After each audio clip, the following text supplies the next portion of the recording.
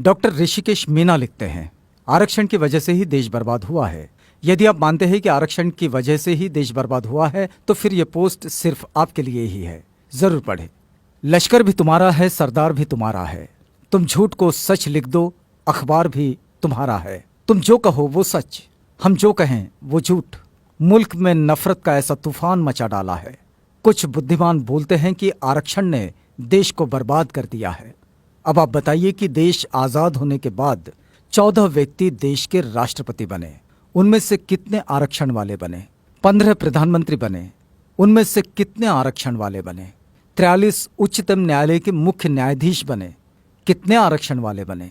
19 मुख्य चुनाव आयुक्त बने, उनमें से कितने आरक्षण वाले बने? देश के जो बड़े घोटाले हुए उनमें कितने दलित घोटालेबाज है? बताएं जरा। आप बताइए, भारत देश में कितने दलित लोग ऐसे बड़े कारपोरेट घरानों के व्यवसायी हैं जो देश की अर्थव्यवस्था को प्रभावित कर सकते हैं? अब आप बताइए, देश को बर्बाद कौन कर रहा है? अगर संभावित ब्लैक मनी वालों की लिस्ट देखे तो कोई आरक्षण वाला नजर नहीं आता। तो फिर देश को बर्बाद कौन कर रहा है? जितने लोग बैंकों का रुपया हजम करके बैठे हैं या भाग गए, उनमें कितने आरक्षण वाले हैं? शायद कोई नहीं। तो फिर देश को बर्बाद कौन कर रहा है? बड़े बड़े ठेकेदार जो सरकारी ठेके लेते हैं, रोड बनाते हैं, सरकारी बिल्डिंग्स बनाते हैं, उनमें कितने आरक्षण वाले हैं? तो जवाब मिलेगा 1 या 2%। तो फिर इस देश को बर्बाद आरक्षण कर रहा है या फिर मेरिट वाले? जब ब्लैक मनी लिस्ट में एक भी नाम रिजर्व कैटेगरी के लोगों का नहीं है, सारे नाम जनरल के हैं, फिर भी कुछ बेवकूफ कहते हैं कि देश को रिजर्वेशन वाले बर्बाद कर रहे हैं। सच में इससे बड़ा जोक कोई और हो ही नहीं सकता।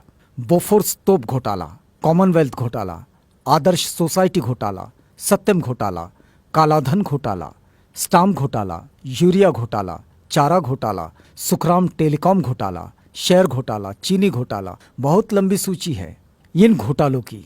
ये सभी घोटाले क्या आरक्षण प्राप्त लोगों ने किए हैं? बताएंगे इसमें किसी दलित का नाम?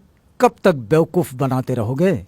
और हाँ, फिर भी हम लोग अपने हुनर और काबिलियत से थोड़ा सा आरक्षण का सहारा पाकर क्या कामयाब होने लगे? आपके पेट में मरोड़े उठने लगे? जिनको अपनी थोथी मेरिट पे घमंड है और आरक्षण से परेशानी है, वो अपने बच्चों को 5 साल वहां पढ़ाए जहां गरीब बच्चे अभाव में रहकर पढ़ते हैं। फिर देखना सारी मेरिट हवा न हो जाए तो कहना। और यदि कुछ तथाकथित उच्च वर्ग के लोग ये कहते हैं कि वो किसी से भेदभाव नहीं करते, तो उनसे एक ही सवाल है, क्या वो दलित परिवार से रोटी बेटी का रिश्ता करने को तैयार है?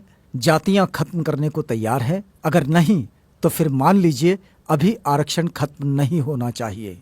निवेदन एवं आग्रह।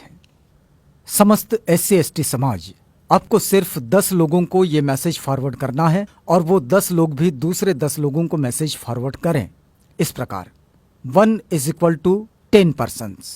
ये 10 लोग अन्य 10 लोगों को मैसेज करेंगे और इस प्रकार। बस आपको तो एक कड़ी जोड़नी है, देखते ही देखते पूरा देश जुड़ जाएगा।